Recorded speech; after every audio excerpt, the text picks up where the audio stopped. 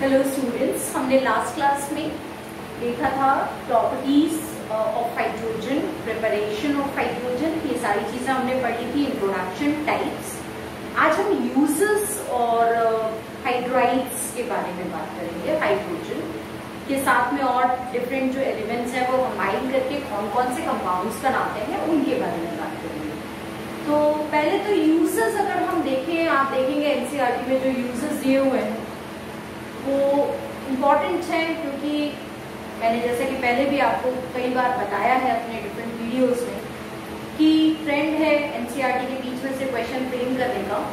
तो यूजेस की अगर हम बात करें डायहाइड्रोजन के, तो कौन कौन से इम्पोर्टेंट यूजेस है डायहाइड्रोजन के। तो यूजेस अगर हम देखें डायहाइड्रोजन के लिए, सो व्हाट दे आर। पहला तो मैंने आपको इसकी प्रॉपर्टीज में ही बताया था कि hydrogen is used in the preparation of ammonia. Hydrogen it is used in the preparation of ammonia, जो कि बहुत ही ज्यादा इंपॉर्टेंट है, फर्टिलाइजर्स बनाने के काम में आता है, ज्यादा इंपॉर्टेंट यूजेस का, और नाइट्रिक एसिड प्रिपरेशन के काम में आता है। तो पहला तो इसका यूज जो है वो हम देखें तो preparation of ammonia, Haber's process मैंने आपको बताया था कि नाइट्रोजन और डायहाइड्रोजन कंबाइन करते हैं तो अमोनिया प्रिपेयर करते हैं डिफरेंट टेम्परेचर प्रेशर की कंडीशंस पे। और यहाँ पे ये जो अमोनिया है ये काफी ज्यादा यूज होता है नाइट्रोजनस फर्टिलाइजर्स बनाने के लिए और नाइट्रिक एसिड के प्रोडक्शन के लिए। सेकेंड जो है वो मैंने आपको ये भी बताया है प्रॉपर्टीज में, केमिकल प्रॉपर्टीज में हाइड्रोजन के, कि हाइड्रोजन जो है वो वनस्पति फैट या घी बनाने के काम आता है और it is hydrogenation of vegetable oils. Polyunsaturated compounds को जब भी आप हाइड्रोजिनेटेड करते हैं या हाइड्रोजिनेट करेंगे, हाइड्रोजन उसमें डालेंगे, तो वो वनस्पति घी या फैट या सैचुरेटेड कंपाउंड्स में जाता है। मैर्गरीन जो मैंने आपको पिछली बार बताया था, तो it is used in the preparation of वनस्पति घी।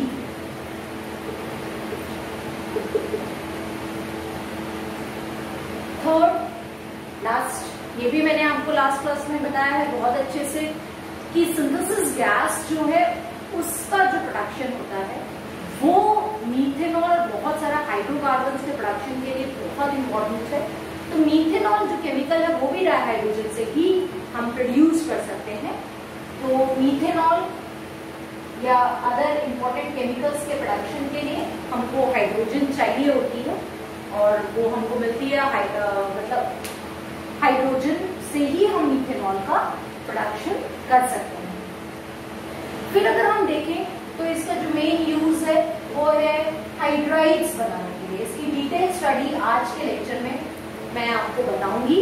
Detail study for the production of और for the types of hydrides of different elements के हाइड्राइड्स के बारे में हम अभी बात करने वाले हैं इसी लेक्चर में। तो यहाँ पे हाइड्राइड्स का जो प्रोडक्शन है, प्रिपरेशन है, उसमें हाइड्रोजन का यूज किया जाता है।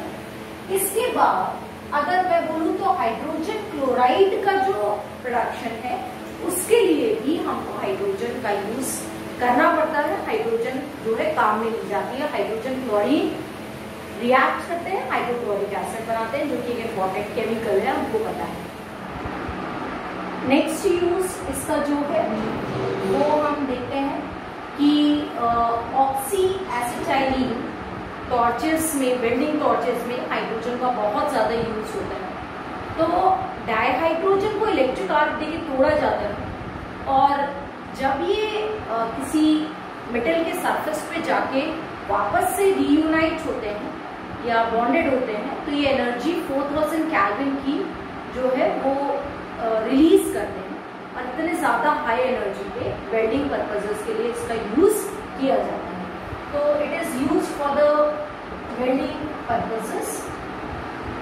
Then if we go we see to it, it is also use in the metallurgical processes. आप जनरल प्रिंसिपल्स ऑफ मेटलर्जी में देखेंगे कि मेटलर्जिकल प्रोसेसेस में हाइड्रोजन का यूज हेवी मेटल ऑक्साइड्स को मेटल्स में रिड्यूस करने के लिए किया जाता है। तो मेटल ऑक्साइड्स का रिडक्शन, क्योंकि ऑक्सीजन निकाल के आपको प्योर मेटल में इसको कन्वर्ट करना है, तो मेटल ऑक्साइड्स को मेटल में कन्वर्ट करने के लिए भी आपको हाइड्रोजन लगती है, and that is why it is always we say that it is used in the reduction of heavy metal oxides to metals. Then अभी वेल्डिंग की बात हो गई, मेटल ऑक्साइड्स की बात हो गई। फ्यूल सेल्स में ये इलेक्ट्रिसिटी जनरेट करने का काम करता है। It is used in the fuel cells to generate electricity. Electrical processes के लिए हम इसका यूज करते हैं। और आप सबको पता है ये बहुत कॉमन सा यूज है हाइड्रोजन का, कि ये रॉकेट फ्यूल्स में भी काम में लिया जाता है। चलिए, यूजेस हमने देख लिए। अब हम टाइप्स ऑफ हाइड्राइड्स की बात करते हैं, यानी एलिमेंट्स जो है वो डिफरेंट एलिमेंट्स हाइड्रोजन के साथ कैसे कंबाइन करते हैं, और हाइड्राइड्स जो बनते हैं वो कितने तरह के हाइड्राइड्स होते हैं। ये इंपॉर्टेंट टॉपिक है और इसको आपको जो है डिटेल्ड स्टडी करनी है इन हाइड्राइड्स की इस चैप्टर में। तो let's see what are the types of the hydrides, देखते हैं।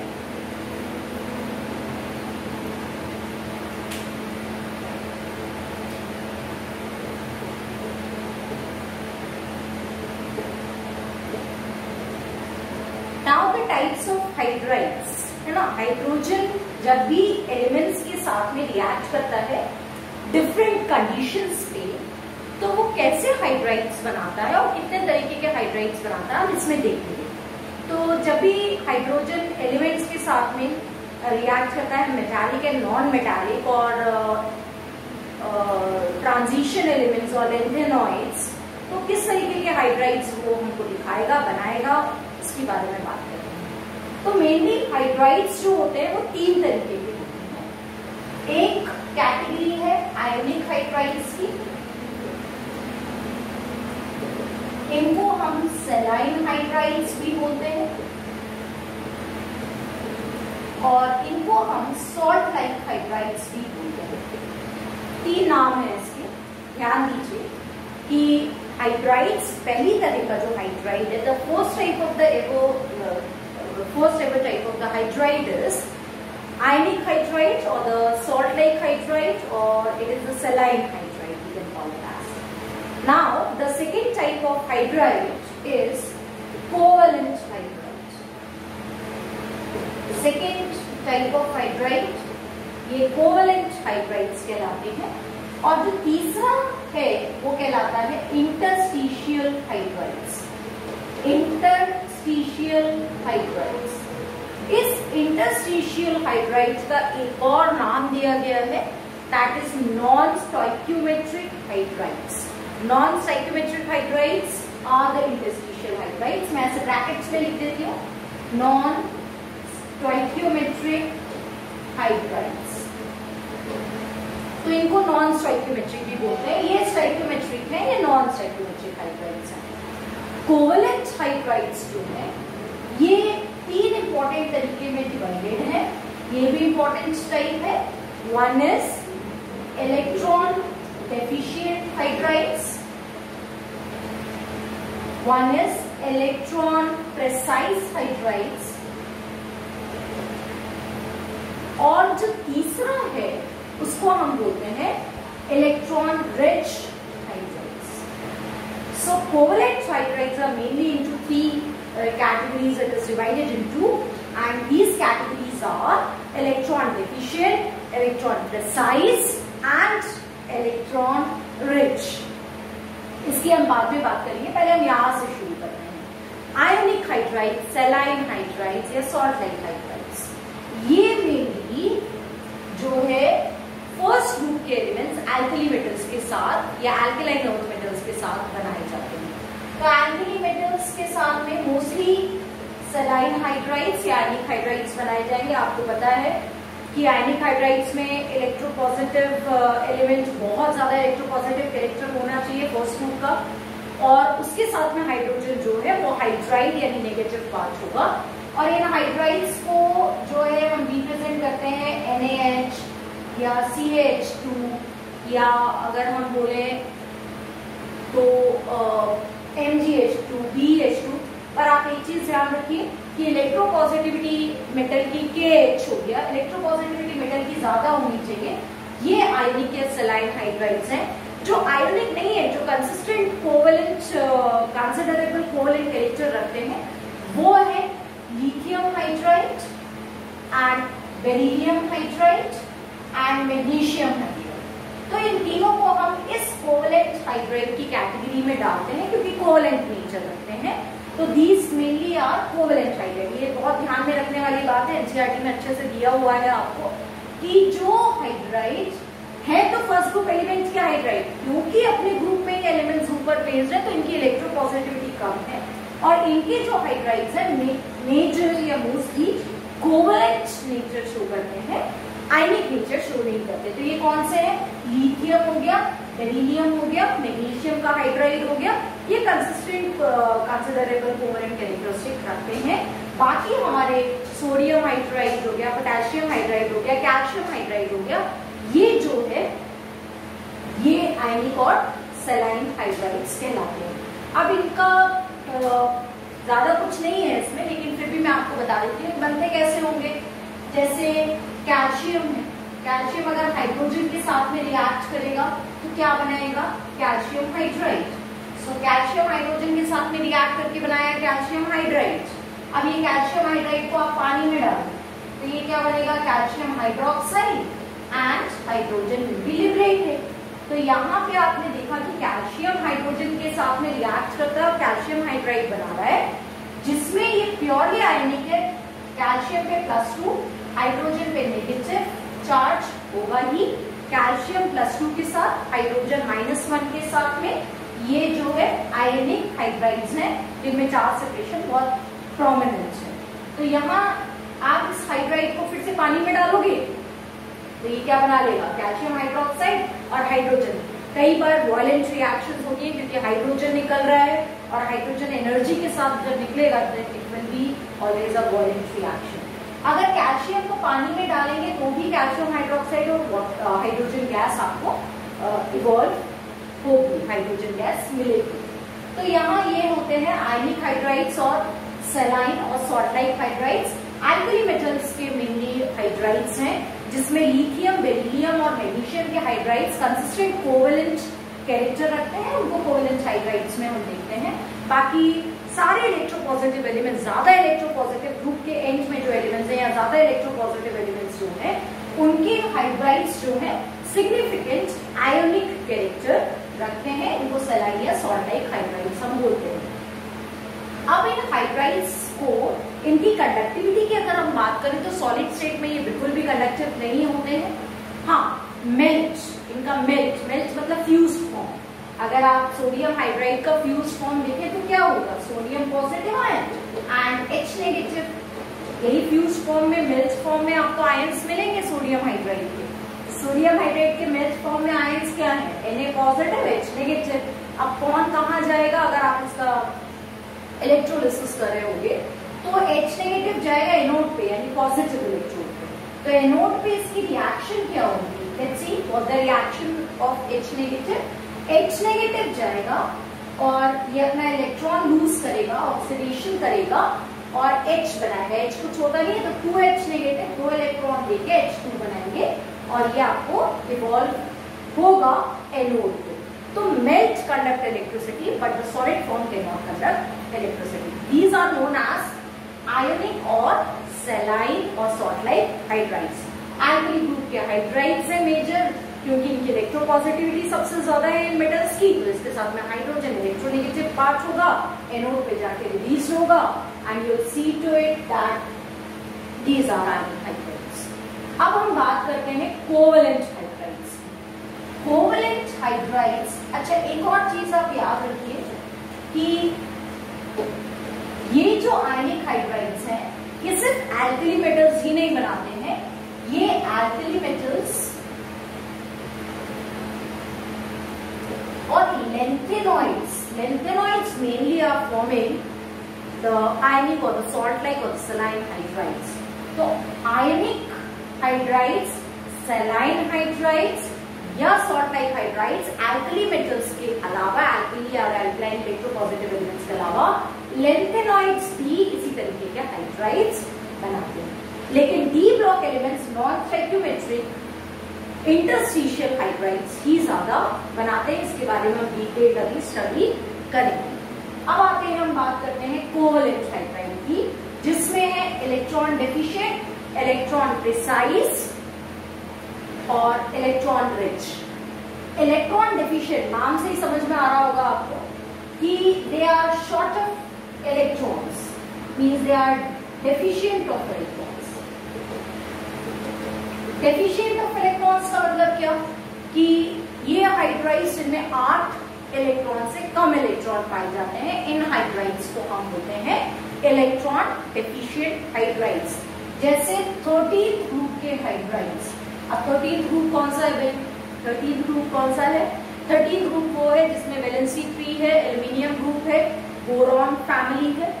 तो बोरॉन, एल्यूमिनियम जो है इस तरीके के हाइड्राइड्स बनाते हैं जो कि इलेक्ट्रॉन डेफिशिएंट होंगे। क्यों? क्योंकि इनके आउटर मोस्ट शेल में 3 इलेक्ट्रॉन्स हैं। इन एलिमेंट्स के आउटर मोस्ट शेल में 3 इलेक्ट्रॉन्स हैं, और अगर इन 3 इलेक्ट्रॉन्स के साथ 3 हाइड्रोजन को ये कंबाइन करेंगे तो इनके पास 6 इलेक्ट्रॉन्स हो जाएंगे। Only 6 of electron is there and because of only 6 electrons in them they are always electron deficient. 8 electron नहीं है, 6 है हाइड्राइड बनाने के बाद, और इसीलिए ये इलेक्ट्रॉन डेफिशिएंट होता है। और इलेक्ट्रॉन डेफिशिएंट होने के कारण ये एक लुईस एसिड का काम करता है। They behaved as Lewis acids. Lewis acids क्या है? इलेक्ट्रॉन गेन, मतलब इनकी प्रॉपर्टी होती है इलेक्ट्रॉन गेन करने की। ये इलेक्ट्रॉन डेफिशिएंट होते हैं, कंपाउंड्स है, और इलेक्ट्रॉन गेन करने के लिए ये हमेशा तत्पर रहते हैं, मतलब इनको इलेक्ट्रॉन्स चाहिए। और इसीलिए कई ऑर्गेनिक रिएक्शंस में भी इनका बहुत ज्यादा काम होता है। जैसे आपने अगर सुना हो फिडेल-क्राफ्ट एल्काइलेशन, एसाइलेशन, सभी में AlCl3 का बहुत ज्यादा यूज होता है, क्योंकि इलेक्ट्रॉन डेफिशिएंट है, इलेक्ट्रॉन्स चाहिए और हेटेरोलिटिक क्लीवेज के लिए रिस्पॉन्सिबल है। तो यहाँ अगर हम 13th ग्रुप एलिमेंट्स की बात करें, बोरॉन, एल्यूमिनियम की बात करें, तो बोरॉन, एल्यूमिनियम, गैलियम, इंडियम की बात नहीं करते हैं हम, वो मेटालिक होते जाते हैं, नीचे इलेक्ट्रो पॉजिटिविटी बढ़ती है ग्रुप में। तो बोरॉन, एल्यूमिनियम के जो हाइड्राइड्स हैं वो ज्यादा इलेक्ट्रॉन डेफिशिएंट है, 6 इलेक्ट्रॉन्स हैं, 8 नहीं है उनके हाइड्राइड्स में, और इसीलिए उनको 2 इलेक्ट्रॉन या 1 इलेक्ट्रॉन पेयर की जरूरत होती है। They always has to take 1 electron pair, और इलेक्ट्रॉन पेयर लेने के साथ ही वो लुईस एसिड का काम करते हैं। इलेक्ट्रॉन प्रिसाइज की अगर हम बात करें तो इनमें अपने आप में ये बहुत आराम से सैटिस्फाइड ग्रुप है, और इनमें 8 इलेक्ट्रॉन हैं। इनको ना तो इलेक्ट्रॉन चाहिए ना इलेक्ट्रॉन देना है, इलेक्ट्रॉन प्रिसाइज है, very satisfied group of compounds और हाइड्राइड्स। तो ये जो है ये 14th ग्रुप के हाइड्राइड्स है, कार्बन फैमिली, कार्बन सिलिकॉन के हाइड्राइड्स, जैसे CH4, SiH4।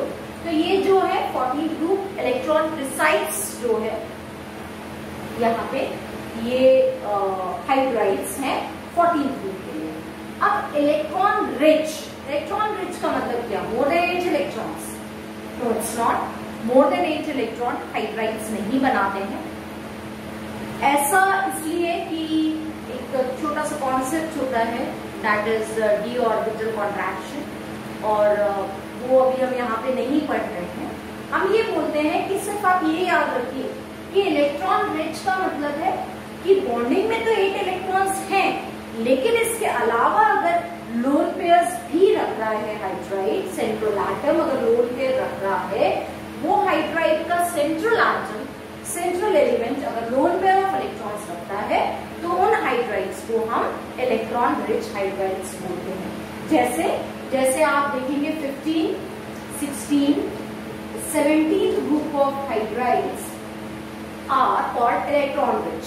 कैसे आप देखें 15th ग्रुप कौन सी फैमिली है? नाइट्रोजन फैमिली, हम सबको पता है, नाइट्रोजन, फास्फोरस, पर PH5 नहीं बनता है। नाइट्रोजन में जो आप NH3 देख रहे हैं, इस NH3 पेयर होगा, ये आपको पता है। तो अमोनिया में नाइट्रोजन के ऊपर एक लोन पेयर है इसमें 8 ही इलेक्ट्रॉन। जब बॉन्डिंग करेंगे हम तो 1 नाइट्रोजन, एक हाइड्रोजन के साथ एक पेयर ऑफ बॉन्डेड इलेक्ट्रॉन, एक इलेक्ट्रॉन ऑफ नाइट्रोजन अनदर, एक हाइड्रोजन के साथ bonded electron pair, 1 more electron of nitrogen with 1 more electron of hydrogen, 1 another bonded pair। तो 3 bonded pair एंड एक लोन पेयर है, 8 इलेक्ट्रॉन ही, पर एक लोन पेयर इसमें होता है। और लोन पेयर होने के कारण ये इलेक्ट्रॉन रिच हो जाते हैं, क्योंकि लोन पेयर्स डोनेशन से हम कोऑर्डिनेट बॉन्ड या डेटेड बॉन्ड्स बना सकते हैं। तो यहाँ पे होते 8 इलेक्ट्रॉन है पर लोन पेयर्स के साथ। अब यहाँ 16 ग्रुप की अगर हम बात करें, H2O hydride of oxygen water, इसमें भी 2 लोन पेयर्स हैं 8 इलेक्ट्रॉन, बॉन्डिंग 8 इलेक्ट्रॉन्स की, पर लोन पेयर्स के साथ में है। तो लोन पेयर इसके साथ में है। फिर HF अगर मैं बात करूं तो इसमें भी 3 लोन पेयर्स हैं। तो लोन पेयर अगर है और इलेक्ट्रॉन रिच है तो डोनेशन के काम आ सकते हैं ये लोन पेयर इलेक्ट्रॉन, और इसीलिए इन हाइड्राइड्स को हम बोलते हैं Lewis bases. Call these hydrides as. ये जो इलेक्ट्रॉन रिच हाइड्राइड्स हैं, इसमें एक और इम्पोर्टेंट चीज है, और एनसीईआरटी में एक इंडेक्स क्वेश्चन दिया हुआ है अगर आप देखें तो, ये जो नाइट्रोजन, ऑक्सीजन और फ्लोरीन के हाइड्राइड्स हैं, क्योंकि नाइट्रोजन, ऑक्सीजन और फ्लोरीन अपने ग्रुप के पहले मेंबर्स हैं और ज्यादा इलेक्ट्रोनेगेटिव एलिमेंट्स हैं, ये हाइड्रोजन के साथ में जब भी हाइड्राइड्स बनाएंगे तो इनके हाइड्राइड्स जो है इंटरमॉलिक्यूलर हाइड्रोजन बॉन्ड्स रखते हैं।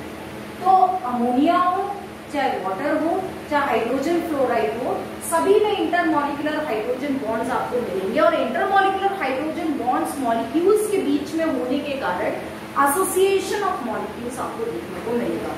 तो इससे प्रॉपर्टीज कौन सी चेंज होती है? प्रॉपर्टीज यानी बॉइलिंग पॉइंट बढ़ जाता है। अपने सब्सिक्वेंट ग्रुप मेंबर के हाइड्राइड से इन हाइड्राइड्स का बॉइलिंग पॉइंट हमेशा ज्यादा होता है, क्योंकि इनमें हाइड्रोजन बॉन्ड्स देखने को मिलते हैं। मोस्ट इलेक्ट्रोनेगेटिव एलिमेंट, छोटा एलिमेंट, और उसके साथ में अगर हाइड्रोजन बॉन्डेड है तो इनके बीच में इंटरमॉलिक्यूलर हाइड्रोजन मॉलिक्यूल्स के बीच में इलेक्ट्रोनेगेटिव और इलेक्ट्रोपॉजिटिव हाइड्रोजन के बीच में एक तरह का इंटरैक्शन होता है जिसको हम हाइड्रोजन बॉन्ड्स बोलते हैं, और उसके कारण प्रॉपर्टीज थोड़ी सी चेंज हो जाती है, क्योंकि मॉलिक्यूल्स एसोसिएटेड हो जाते हैं और इसीलिए इनका स्टेट, इनका बॉइलिंग पॉइंट जो है वो ज्यादा होता है। तो अगर मैं बात करूं NH3 का बॉइलिंग पॉइंट pH3 से ज्यादा क्यों है, H2O का स्टेट लिक्विड क्यों है, H2S का गैसियस क्यों है? क्योंकि हमेशा इनमें हाइड्रोजन बॉन्ड्स जो है वो आपको देखने को मिलेंगे। ये एक और इसका इम्पोर्टेंट पॉइंट था। वैसे तो ये लुईस बेसेस होते हैं, इलेक्ट्रॉन जो है वो डोनेट करते हैं, और इलेक्ट्रॉन डोनेट करने वाले हमेशा लुईस बेसेस है, क्योंकि लोन पेयर है। लोन पेयर होगा, इलेक्ट्रॉन डोनेशन अगर होगा, पेयर ऑफ इलेक्ट्रॉन डोनेशन अगर होगा, तो हमेशा जो है लुईस बेसेस का काम करेंगे। So these are Lewis acids, these are Lewis bases. यहाँ हम बात करें तो ये डायमेरिक फॉर्म में रहते हैं, Al2H6 या B2H6। आपने बोरॉन हाइड्राइड्स के बारे में पढ़ा होगा। तो यहाँ हम B2H6, Al2H6 की बात करें तो ये इलेक्ट्रॉन डेफिशिएंट है। इलेक्ट्रॉन प्रिसाइज 14 ग्रुप एलिमेंट्स के हाइड्राइड्स, जिनमें 8 इलेक्ट्रॉन बॉन्डेड है, कोई लोन पेयर नहीं है, ना तो इलेक्ट्रॉन डेफिशिएंट है, ना इलेक्ट्रॉन रिच है, और इलेक्ट्रॉन प्रिसाइज है, अपने आप में कहना चाहिए सैटिस्फाइड है हर तरीके से। यहाँ इलेक्ट्रॉन रिच में ये नहीं कि आप 8 इलेक्ट्रॉन से ज्यादा इलेक्ट्रॉन बोलेंगे, बॉन्डेड तो एक है पर लोन पेयर्स के साथ, तो लोन पेयर्स होना चाहिए इनमें। लोन पेयर इलेक्ट्रॉन में अमोनिया, वाटर, HF आप देख रहे हो।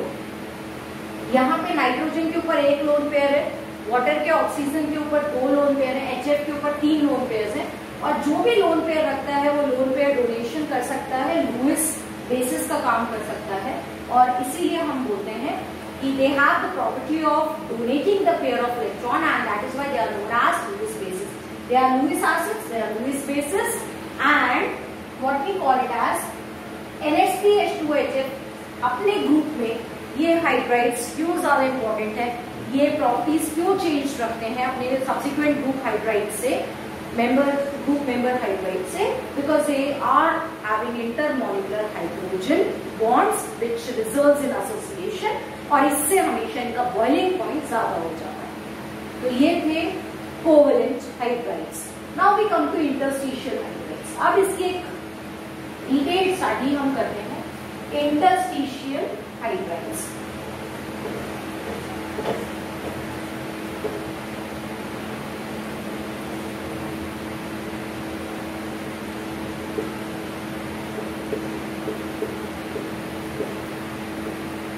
Interstitial hydrides D block elements या एफ ब्लॉक एलिमेंट्स बनाते हैं। तो इंटरस्टिशियल हाइड्राइड्स जो है डी ब्लॉक एलिमेंट्स या एफ ब्लॉक एलिमेंट्स की कैरेक्टरिस्टिक है कि इनके जो हाइड्रोजन के साथ कॉम्बिनेशंस हैं वो हमेशा नॉन स्टोइकियोमेट्रिक। नॉन स्टोइकियोमेट्रिक का मतलब मैं आपको पहले यहाँ बता देती हूँ, और नॉन स्टोइकियोमेट्रिक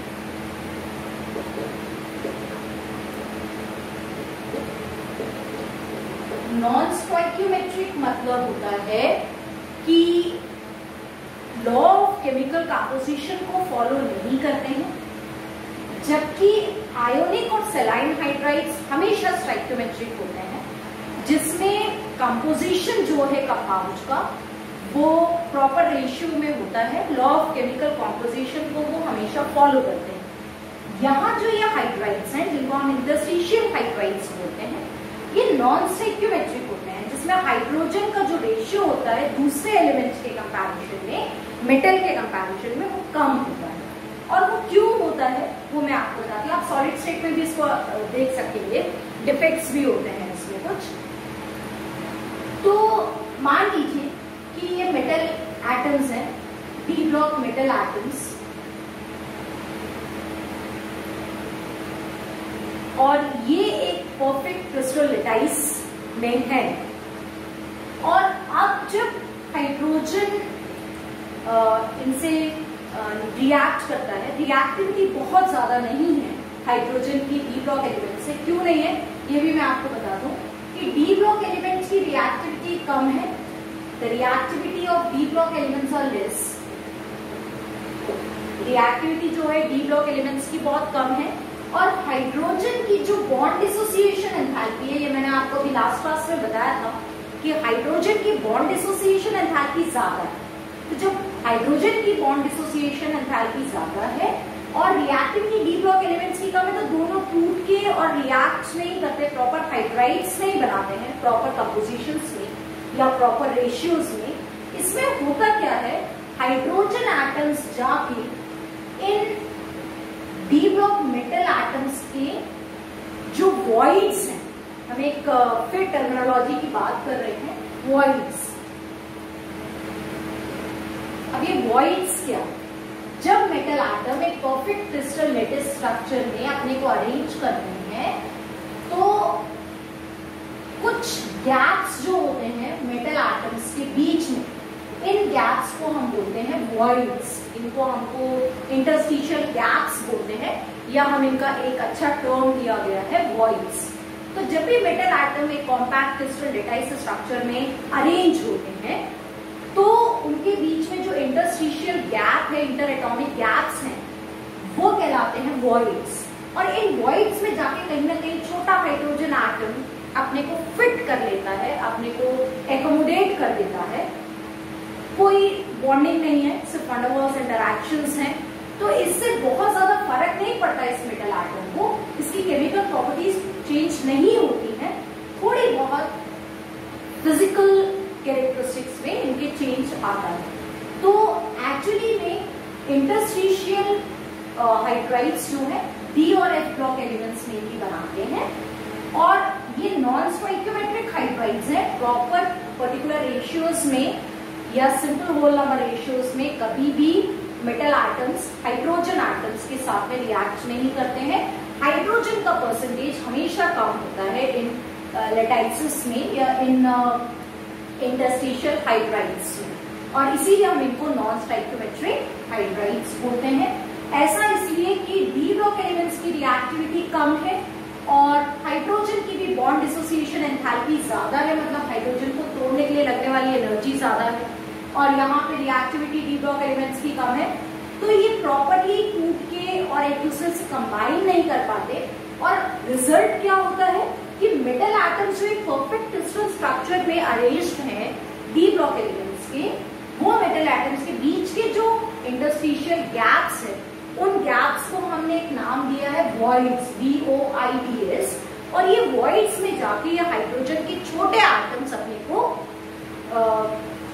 अरेंज कर लेते हैं, अपने को बिठा देते हैं, और इसलिए हम इनको बोलते हैं व्हाट, इंटरस्टिशियल हाइड्राइड्स।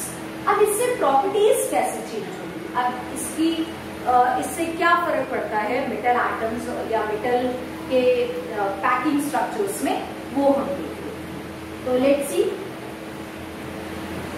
अब आप यहां देखिए कि अगर मैं प्योर मेटल की बात करूं, if I ask pure metal versus interstitial hydrides,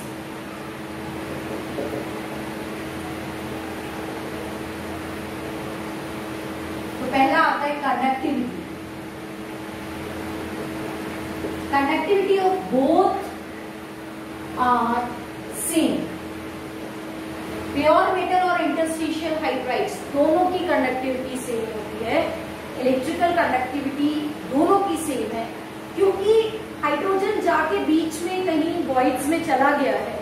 इसके कारण जो फ्री इलेक्ट्रॉन्स हैं डी ब्लॉक एलिमेंट्स या मेटल्स के या एफ ब्लॉक एलिमेंट्स मेटल्स के एटम्स के, वो फ्री इलेक्ट्रॉन के मूवमेंट में कोई कमी नहीं आती है, और इसीलिए इनकी कंडक्टिविटी दोनों की सिमिलर है। जितनी प्योर मेटल की होगी, जैसे इलेक्ट्रॉन वहां पे सी मॉडल इलेक्ट्रॉन, सी मॉडल से आप देखते हैं मेटालिक स्ट्रक्चर या मेटालिक बॉन्डिंग, वैसे ही सेम यहाँ पे भी है, इसमें कोई ज्यादा डिफरेंस नहीं आने वाला। इसके बाद अगर आप बात करें डेंसिटी की, तो डेंसिटी या मेल्टिंग पॉइंट ऑब्वियसली ज्यादा होगा किसका, इंटरस्टिशियल हाइड्राइड्स का। तो इंटरस्टिशियल हाइड्राइड डेंसिटी और melting point are more than the pure metal. क्यों ऐसा है, क्योंकि कुछ एक्स्ट्रा आके इंटरस्टिशियल वॉइड्स को कवर अप कर लिया है, और जब कुछ एक्स्ट्रा आके लगा तो जो घनत्व है, जो डेंसिटी है, वो हमेशा बढ़ती है। और ये हम देखेंगे कि इंटरस्टिशियल हाइड्राइड्स की डेंसिटी या मेल्टिंग पॉइंट प्योर मेटल से हमेशा ज्यादा। तो यहाँ पे अगर आप डेंसिटी या मेल्टिंग पॉइंट की बात करेंगे, तो इंटरस्टिशियल हाइड्राइड्स की डेंसिटी मेल्टिंग पॉइंट हमेशा ज्यादा होता है प्योर मेटल के डेंसिटी या मेल्टिंग पॉइंट से। इसके बाद अगर हम इंटरस्टिशियल हाइड्राइड्स की बात करें, तो कोई केमिकल बॉन्डिंग नहीं है हाइड्रोजन और डी ब्लॉक एलिमेंट्स के बीच में, कहीं कहीं हो सकता है, लेकिन सिर्फ डिस्टॉर्शन है। जो लेटाइस है, लेटाइस स्ट्रक्चर में क्योंकि हाइड्रोजन आया है, so there will be some distortion, और वो हम सॉलिड स्टेट में आसानी से आराम से डिटेल्ड स्टडी में इसको देखेंगे। तो ये होते हैं नॉन स्टोइकियोमेट्रिक इंटरस्टिशियल हाइड्राइड्स, और इनकी कंडक्टिविटी सेम है। डेंसिटी जो है इंटरस्टिशियल हाइड्राइड की प्योर मेटल्स के कंपैरिजन में ज्यादा होती है, कोई केमिकल रिएक्टिविटी नहीं है। सबसे जरूरी पॉइंट इसमें एक आता है, वो ये है कि ये यूज किया जाता है फॉर द स्टोरेज ऑफ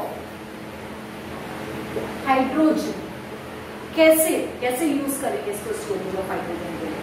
देखिए, मेटल एटम्स के बीच में वॉइड्स में इंटरस्टिशियल गैप्स में जाके हाइड्रोजन को बिठा देना, और उसके बाद जहां उसकी जरूरत हो वहां उसको रिएक्ट करवाना, इसको हम मेनली इस पर्पस को यूज करते हैं for the storage of hydrogen. मैंने आपको लास्ट क्लास में ऑक्लूडेड हाइड्रोजन के बारे में बताया था, जिसमें मेटल्स पे सरफेस पे या अंदर, जिसको हम बल्क में बोलते हैं, इंटरस्टिशियल गैप्स में हाइड्रोजन जाके लग जाती है, मॉलिक्यूलर हाइड्रोजन, और इसीलिए हम इसका स्टोरेज कर सकते हैं। क्योंकि वैसे तो हाइड्रोजन, अगर मैं बात करूं फिजिकल प्रॉपर्टीज मैंने आपको बताई थी, बहुत ही ज्यादा इनफ्लेमेबल गैस है, बहुत ज्यादा कंबस्टिबल गैस है, तो उसका स्टोरेज, हैंडलिंग, ट्रांसपोर्टेशन बहुत डिफिकल्ट होता है। इस पर्पस को, इंटरस्टिशियल हाइड्रोजन को हम हमेशा यूज कर सकते हैं for the storage of hydrogen, और जहां उसकी जरूरत है हम वहां उसकी केमिकल रिएक्टिविटी को शो भी कर सकते हैं। तो मेटल एटम्स के बीच में अच्छे से हाइड्रोजन को रख देना और जहां उसकी जरूरत है वहां उसकी रिएक्टिविटी शो कर देना। फिर फिजिकल प्रॉपर्टीज में मैंने आपको बताया odourless, tasteless, highly combustible inflammable gas, insoluble in water because it's non-polar, diamagnetic in nature। तो क्या क्या प्रॉपर्टीज हैं इसकी फिजिकल? कलरलेस है, odorless है, then it is inflammable, highly combustible, insoluble in water and diamagnetic in nature। तो यहाँ पे स्टोरेज ऑफ हाइड्रोजन के लिए इंटरस्टिशियल हाइड्राइड्स बहुत इंपॉर्टेंट रोल प्ले करते हैं, and that is all about the hydrides. Next class में हम वाटर और हार्डनेस ऑफ वाटर और उसके रेमेडीज के लिए बात करेंगे।